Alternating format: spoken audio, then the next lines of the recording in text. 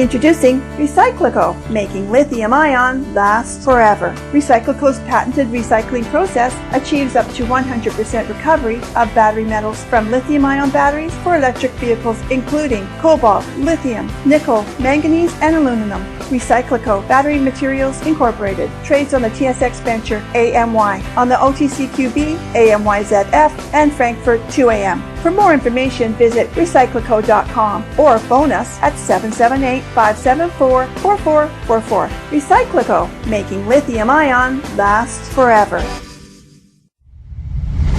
You're listening to HowStreet.com radio, available online at TalkDigitalNetwork.com. Welcome to HowStreet.com radio, the online source for market opinions.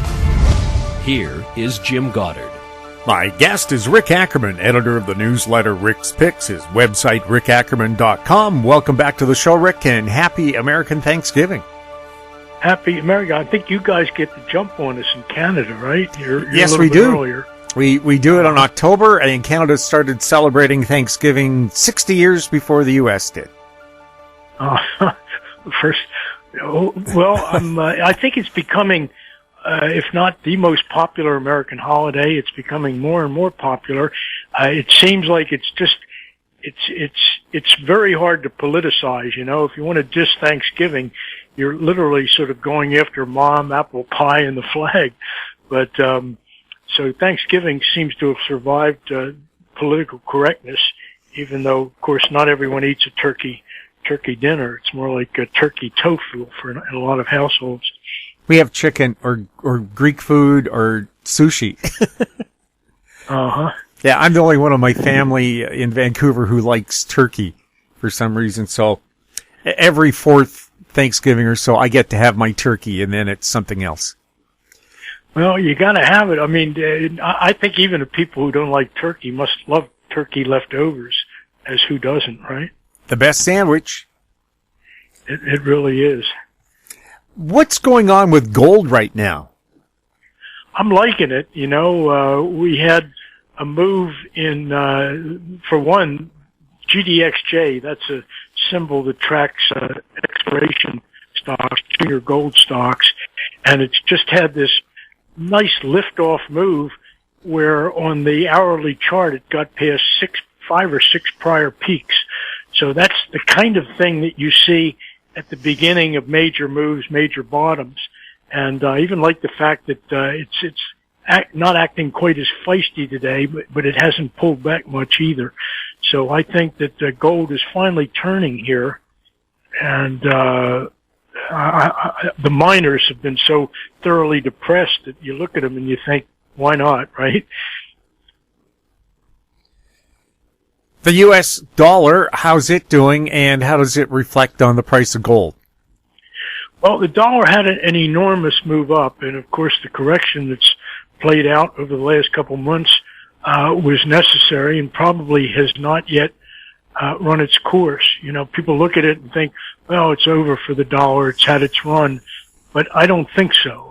As long as I keep to my deflationist view holds, and nothing convinced me that it won't, that we're not going to have a disastrously deflationary endgame.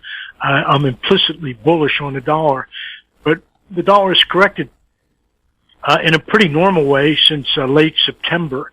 The dollar index topped up around 115, and we traded as low as 105 and change. So it's not a severe correction, but I do think that the dollar's weakness is going to it's finite. A lot of people have the theory gold and the dollar can't go up at the same time. What's your take on that? Well, I think we're going to see we're going to be in exceptional times, and I think that that the strong gold and strong dollar will be able to coexist. It's just don't be in any of those other currencies, though. You know, especially Bitcoin, and so I think that when the dollar starts picking up strength, gold is going to be enjoying a lift from other factors that can coexist with that strong dollar. The problem with Bitcoin, perhaps, even if it takes another dip and you think it's a good opportunity, your funds might be tied up in a bankruptcy proceeding and you won't see any, like FTX. Yeah, there's a lot of that, a lot of grinding of teeth. I should have had it in my own personal wallet, rather than in the FTX wallet. I've got a lot of subscribers who are much more knowledgeable about Bitcoin than I am, and they're pretty bullish on it. But I have to say, I don't agree with them. I've always asked the question, well, why should Bitcoin be worth anything? And whatever argument they give me is always one flavor or another of scarcity. Scarcity is the argument, and in that respect, the original Bitcoin, the Satoshi creation, had a certain cachet, and I think it got bid up as high as it did because there was only that limited 21 million supply of Satoshi Bitcoin, and in the speculative sense, there was overwhelming, insatiable demand. But I never saw the case for $69,000 Bitcoin in some fundamental way. Oh, Bitcoin, the ultimate in speculation and the minimalist investment. Like, you're not investing in anything. It's not, most investments you expect to grow and have some basis for their wealth. Bitcoin, it's just an imaginary thing. Well, it never really had even the value for transactions that was envisioned. I think the blockchain concept is infinitely useful, and it will play out possibly even in some form of money, but I'm just not on board for this idea that the globalists are trying to implement digital money. It's going to make those greenbacks, 1s, 5s, 10s, and 20s, even more valuable.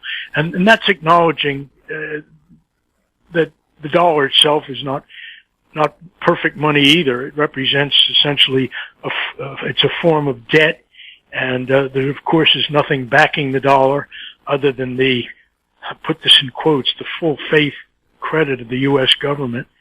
But the government has no credit other than what it comes to through taxpayers. And of course, taxpayers have been in reasonably good shape in recent years, but that's not always going to be the case. So I think, I acknowledge that the dollar has been fundamentally worthless for a long time, but in the sense of utility and habituation, it's going to be what you want to keep around in a shoebox and on that day when the banks don't open. Yeah, and the U.S. dollar itself, you can flash one in the Amazon or in the Congo or the Australian outback. Everybody knows what it is, and they trust it.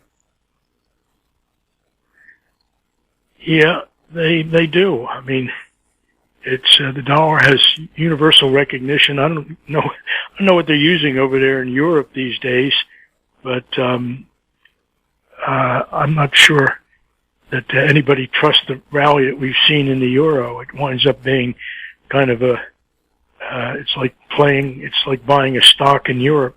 Well, I guess same thing for the dollar. You're really buying stock in the US of A, but we've been on a rising tide for so long that you have to kind of imagine what things could look like when the tide starts to recede. And the government at any time can dip into your bank account as well, like what happened in Cyprus. Yeah, Cyprus was kind of a one-off thing. I think just the lesson there is don't put all your money in a bank that all the Russian oligarchs are using.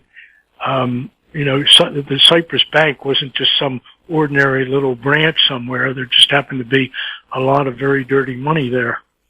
We'll have more with Rick Ackerman right after this.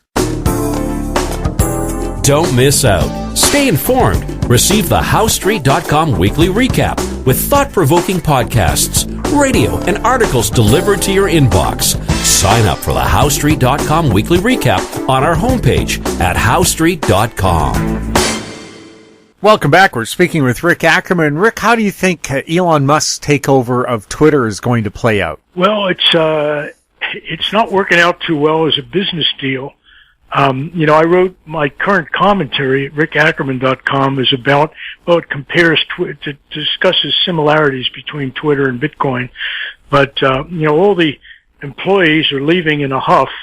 They're kind of play acting the whole thing because, they know, and Musk is going to find out, to his chagrin, that you can start Twitter of your own probably for a few $1,000,000, and you hire some high school dropouts to code for $20 an hour.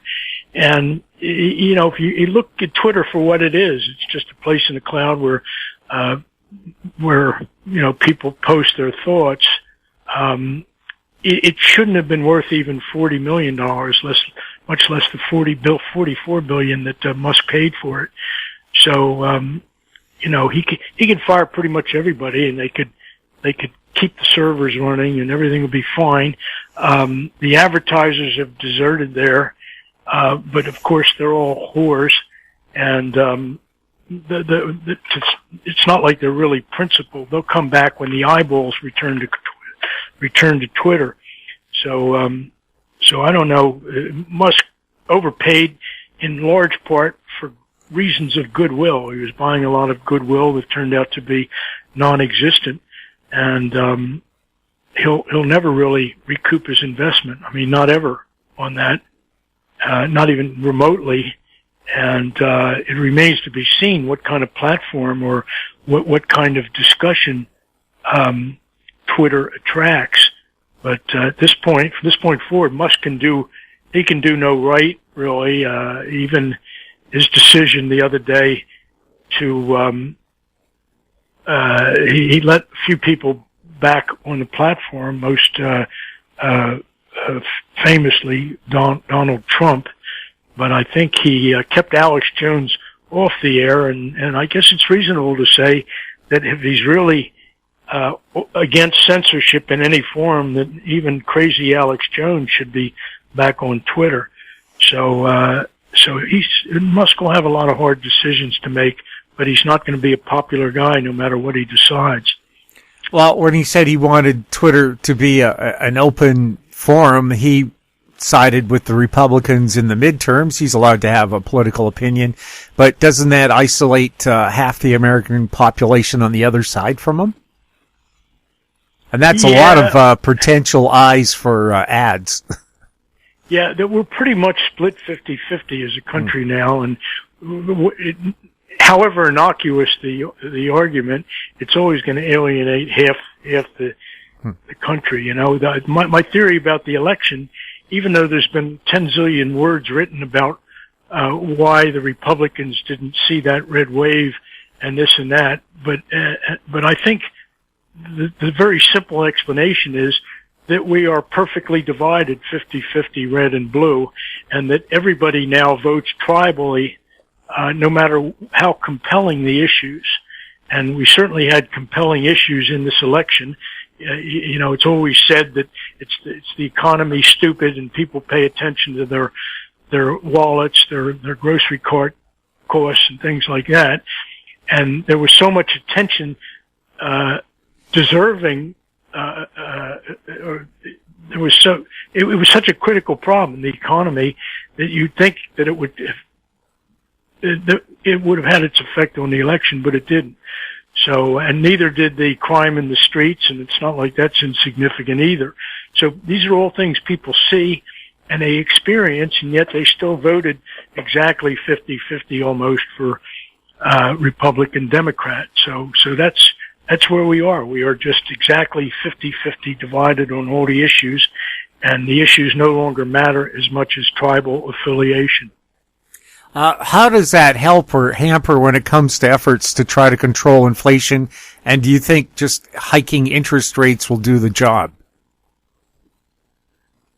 Well, to take a couple steps back, I think that it presages a day when we're going to see some demagogue rise to a point of leadership. We're divided really, but we have the luxury to sort of argue the issues now, to think in political terms. But I think it may not be too terribly long before we're thinking in survivalist terms, like where are we going to get food from, and how we're going to eat, and how we're going to stay warm in the winter. And that will have an effect, of course, in reconstituting political life, the political organization of this country. So we're going to be voting on things that affect life, that are life or death.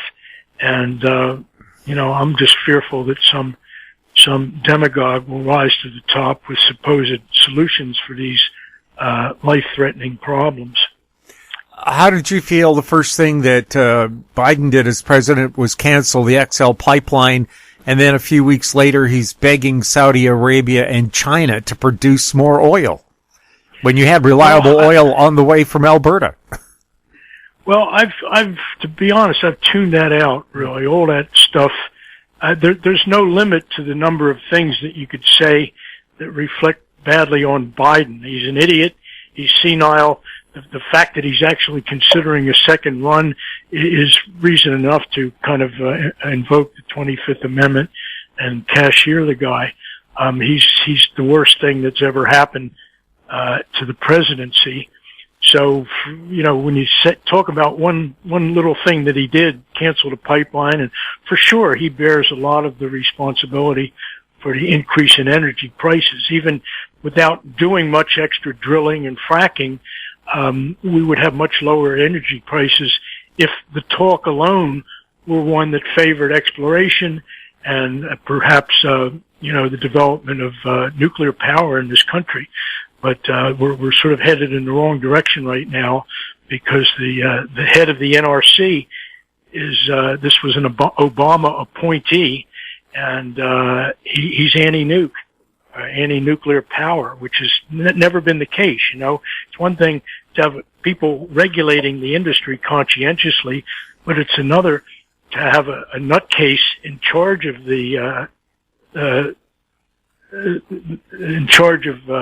let's for one, licensing nuclear plants, who's strictly anti-nuclear. So the guy is so bad, apparently, that the two fellow commissioners took the unprecedented step of going to Congress and saying, you got to do something about this guy. So we're so politically bass-ackwards right now that there's really no hope. I mean, even if we were to go whole hog again, fracking and drilling, it would take too long for things to come on stream. And of course, when you put a guy like Fetterman, quote unquote, in charge of Pennsylvania, the issues in Pennsylvania, such as drilling, there's really no promise to bring new sources of energy online anytime soon. Well, as long as he can find some chewed up old large hoodie to wear, he'll be happy. Yeah, I think if all of our senators, that would be, people would say, oh, well, you're being, I don't know what it is to make fun of mental cripples like Fetterman. But yeah, maybe all the Republicans should show up in Congress one day wearing hoodies. Well, I was just thinking of his dress sense, not so much, his physical problems or health problems. A lot of us have adversities to overcome and do a great job despite them. Now, taking a look at energy, how do you think crude's going to do and natural gas going into this winter? Well, I'm finally happy to see crude falling, because that makes sense to me. You have China's economy is not exactly booming right now, and of course, China's use of energy prices it at the margin. So I could have projected targets above 100 and did, but I never really understood them. But with crude falling out of bed right now, and I've got a target as low as, I think it's most immediately in the low 60s, that is more closely congruent with my idea of where the global economy is headed, which is basically into the crapper. Rick, anything else that we should be taking a close look at?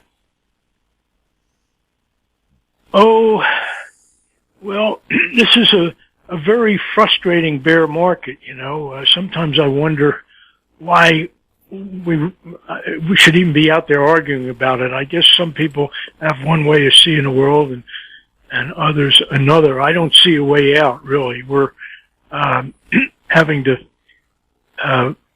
pay the bill has come due, really, for all those boom years, and they put us deeply in hock. And I'm just surprised and frustrated at how slowly the bear market is playing out. There's certainly enough room in there for all the idiots, droolers, and rubes to say, no, we're going to new all-time highs. And I can't say categorically and definitively it'll never happen, because stupid things do happen. But we're in a very sort of slow-playing bear market. When I look at it in the one bellwether stock that I think you have to get right, and that's Apple, I see it's easy to project 2023 as an eventless year, stock market-wise. If you put Apple's big ups and downs within a channel, you could see that it could go a lot lower without really collapsing, and it could go higher, probably with more of a chance of breaking out to the upside than it does of cracking the lower band of the channel. So I think of Apple as headed eventually under $50 a share, way under 50. But for now, I really can't see too much below the channel, which is well above 100. So the lower end of it. So if you just sort of realize that the economy isn't going to fall apart, if the world's biggest stock is just hanging in there, then there's a technical case to be made for a long muddle. Yeah, I think Apple just admitted we're all out of innovative ideas. Just hold on for what we have, which I thought was pretty strange for a high-tech company. Yeah, and they really don't seem to get punished for it, and in relatively good times, meaning we're not yet in a global recession or depression, the iPhone is still selling somehow, but they'll sell a lot less of them. I think they're very vulnerable as the most vulnerable consumer products company in the world, because their merchandise is so pricey. And as far as the bankruptcy of ideas, that when you see that each new iteration of the iPhone is simply a better camera, it's like we all need better cameras now, because the features like not taking a picture unless everybody in a group shot is smiling and stuff like that. I mean, 25 years ago, autofocus was like the impossible dream, but they've gone so far beyond autofocus in terms of what these cameras can do that in practical terms, everybody with an iPhone camera, it's equivalent to we're all out there driving Lamborghinis with the top end of 210 miles an hour. So I'm not sure how I don't think it bodes well for for iPhone sales that they're pretty well saturated, and that the product is dependent on a healthy and thriving economy, so that everybody replaces their iPhone for one with a better camera every 2 to 3 years. I think it's great, though, that after decades of iPhones with lousy batteries, that they seem to finally have gotten a handle on that part of the problem. Yeah, well, basically now you're looking for a good camera that has telephone features. Yeah. And well, the camera revolution has been pretty amazing. I used to be, did a lot of photography myself in my newspaper days. I had a newspaper darkroom to use, and it was a lot of fun. But the purists who used to swear by Kodachrome, and even the filmmakers who like Kodak stock, they're amazed at what you can do with digital images. I think it's maybe killing the movie business, though, because they can do so much digitally now that you look at anything that's visually impressive on the screen, and you think your first thought is, how fake It's because it looks absolutely real, and it's kind of like they've gotten artificial diamonds down so well that the only way you can tell the artificial from the real is that the artificial is just too perfect. So the films are too good, the effects are too amazing, and so the irony is you're sitting there watching all these amazing effects that are absolutely real visually and thinking, what a fake. Yeah, the more real it looks, the fakier it is. Rick, thank you so much for chatting with us. Always a pleasure, Jim, and I guess I'll look forward to our next chat in a couple of weeks. Anybody wants to tune in on Rick's Picks and our amazing chat room, you can get a 2-week trial subscription just by going to rickackerman.com and clicking the trial offer at the top. My guest has been Rick Ackerman, editor of the newsletter Rick's Picks, his website rickackerman.com. Enjoy the turkey. If you have any questions for Rick or any of our other guests, you can send them to info@howstreet.com, our YouTube channel, Talk Digital Network. Find us on Twitter @HowStreet. We're also on Facebook. I'm Jim Goddard. Thank you for listening. Comments made on HowStreet.com radio are an expression of opinion only and should not be construed in any matter whatsoever as recommendations to buy or sell any financial instrument at any time. Available online at TalkDigitalNetwork.com. HowStreet.com radio is a production of HowStreet Media Incorporated.